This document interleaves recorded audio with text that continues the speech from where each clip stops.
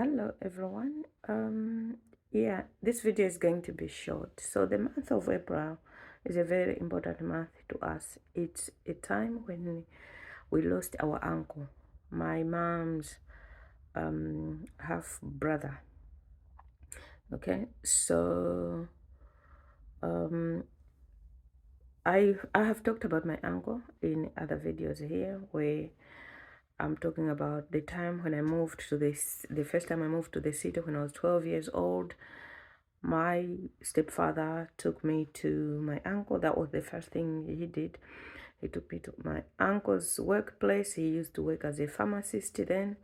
So I went to his office and I was walking barefoot because at that point I had never had shoes before. And so when uncle saw me, he gave me 5 kwacha to go and buy shoes. So went to the shops, we bought plastic shoes. It was common that schoolgirls at that time were wearing plastic shoes.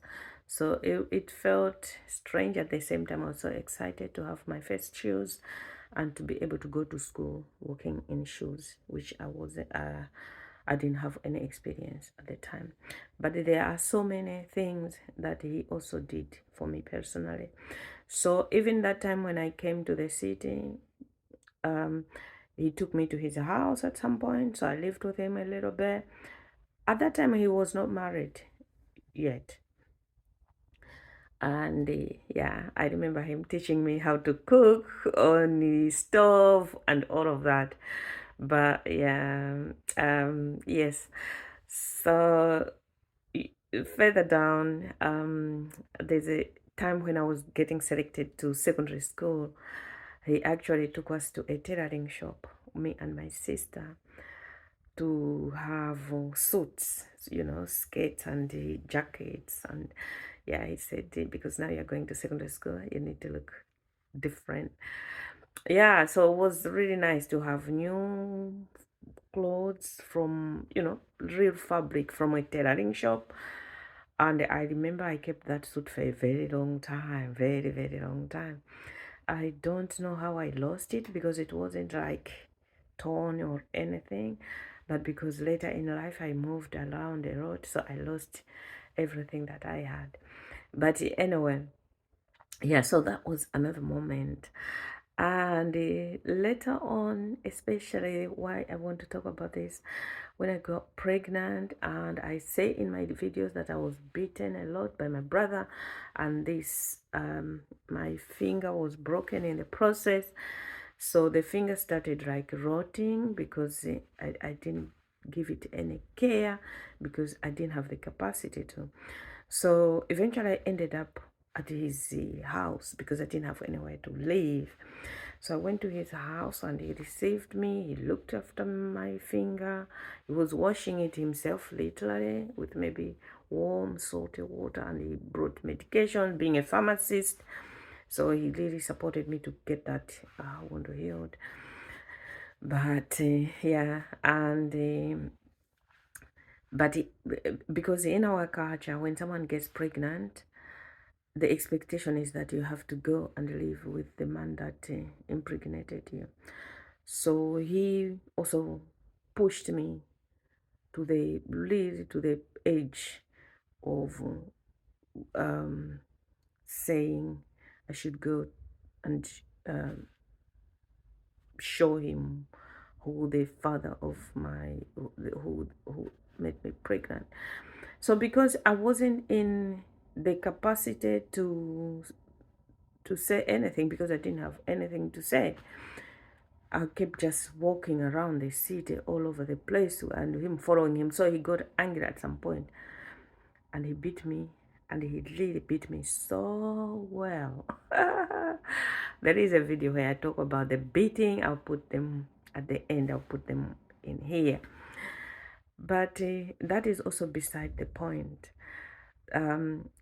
But because he had so much love, because he always said he believed in me. So by just saying that, to me it gave me the assurance that at least everyone has lost trust or anything, everyone is hates me, But my uncle is saying believes in me. Although he believes in me, but he was also giving me that tough love. So the other thing that happened, yeah, so all these beatings and all of that, but I stayed at his place all this time until a time when I was 9 months pregnant.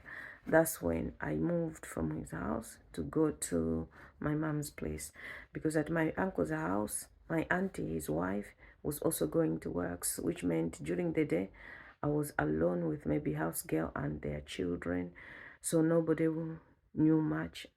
There was nobody experienced in pregnancy, so they didn't want me to be alone, and then maybe things start when there's no one else at home.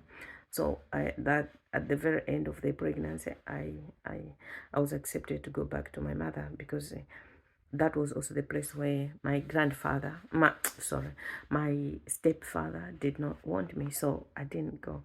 But at 9 months, I was allowed to go to my mother's house, and even after my baby was born, I went back there. But a few months later, my own brother, the one who I'm saying, he beat me a lot when he was told that I was pregnant. He took us back to his house, myself and my son, for some temporary as well. But in this video is about my uncle. So yes, so yeah, after I had my son, I delivered and all of that, he actually, him and his wife, they made effort that I go back to school. I tried on my own to go back to the school that I was at when I went back to Providence, because when I was pregnant in Malawi, girls who are made pregnant, you were not allowed to go back to school. But that policy changed a year later, after I had already left. And then they said girls can actually go back. So when I went back at Providence Secondary School, the head mistress said, no, you can't come back here, because when you were pregnant, this policy was not, although it came a year later, you were not part of, it's only for people who were pregnant after the policy was in place. So we cannot take you back, because if we're gonna take back, how many mothers out there who have children, can you imagine how many that would come back? So we are not doing that. So I was kind of like stuck. I could no longer go back to school, even though the policy was in place that actually girls who are pregnant can't go back to school. But they said, mistress had said, no, you were pregnant before the policy came in. So this is how sometimes we oppress each other, because to me, I feel like if what they want is to go to school, they should be allowed to go to school. If someone wants to do something, they should be allowed to do. But I wasn't allowed, because they said I got although now the policy had changed, but there was still stigma and resistance. And she actually said, this is a Catholic school. What will that mean to bring someone who was Chembere, meaning someone who has had age? It's a derogatory word, but at the same time, it's accepted to be called Nchembere, meaning someone who has had children. So yeah, so because of that, my uncle helped me. My uncle and auntie and his wife, they helped me to get into like an evening school near where they lived. So it was far from where my brother lived, so we would walk over an hour to get to the school. But to me, I was so excited, and because all I wanted was to go back to school, because I knew I was intelligent. I knew if I go back to school, I would do well. I knew I would pass, because even when I had dropped out of school, when I would return to my brother, my sister loved me so much. This is why I love my sister Wezi, because she showed love when when everyone else was yeah, that makes me emotional a little bit. Yeah, so yeah, and okay, I digressed there. So let me come back to my uncle. So they sent me back to school.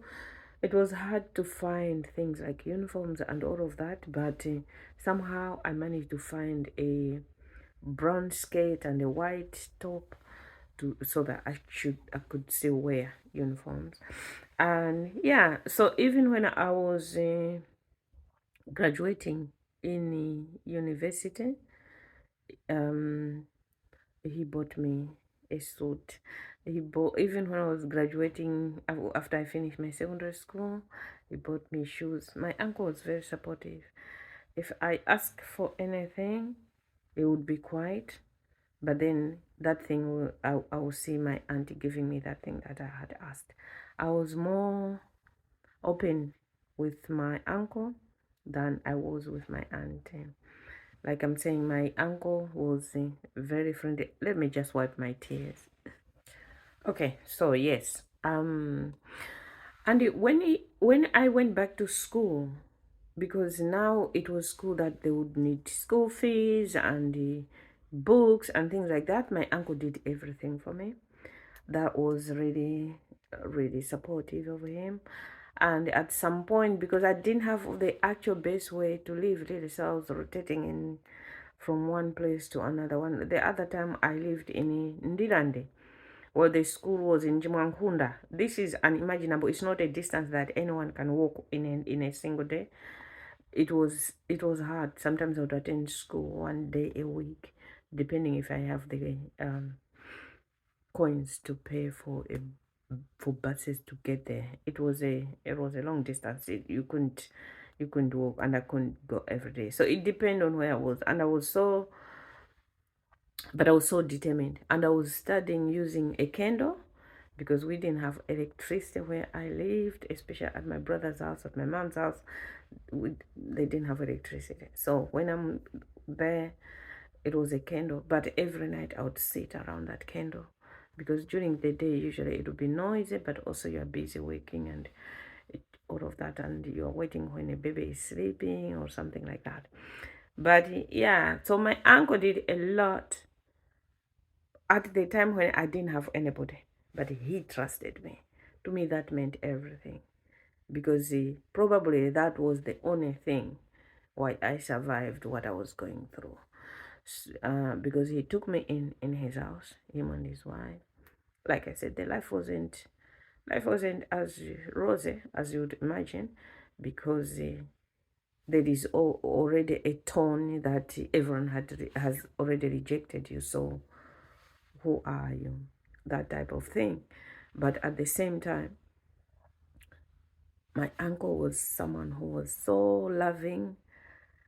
He really took on the role of a father. When I'm looking aside, it's not because maybe what I'm saying is not true, but it's because I'm getting emotional. Like I'm saying that he passed on in 2011 this month, and so I'm making this video just to honor his life and to thank him for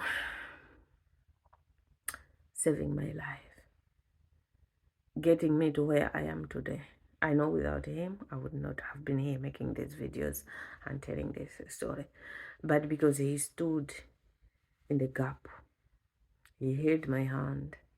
His own relatives, his own brothers were saying right in front of me, who is this person that doesn't know how to spend his money, and he's spending on you to get you to school?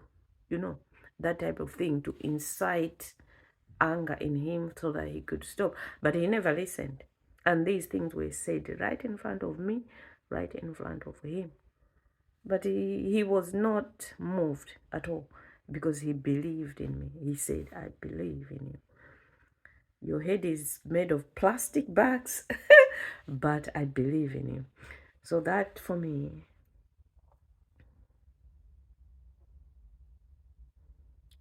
is something I'll never forget him for. Thank you, Uncle.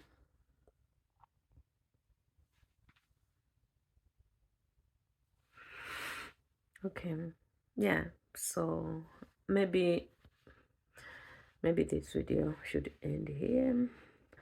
But before I end, at the time when now he was sick, and he was on his deathbed.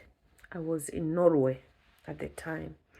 Um, so they said he wanted to talk to me, and I was so afraid because I had already been told. Sorry, I'm being very emotional.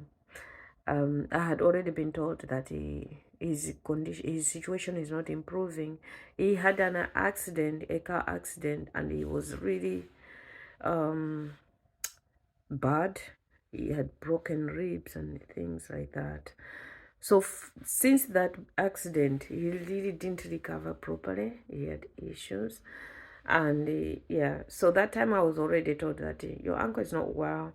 He can't get out of the bed, and yeah. But he's still talking, so he wants to talk to you.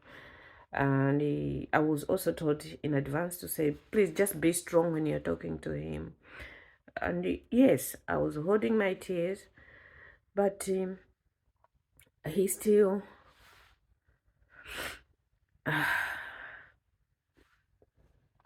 so he still said, I believe in you. I'm happy about what you have done and where you are, and I'll go happy. I was crying to hear that. I knew that my uncle knew that he was dying, but at the same time, he was going very proud of me. So my job is to figure out what he meant by always saying, I believe in you. I believe in you. What is it that he saw? Thank you.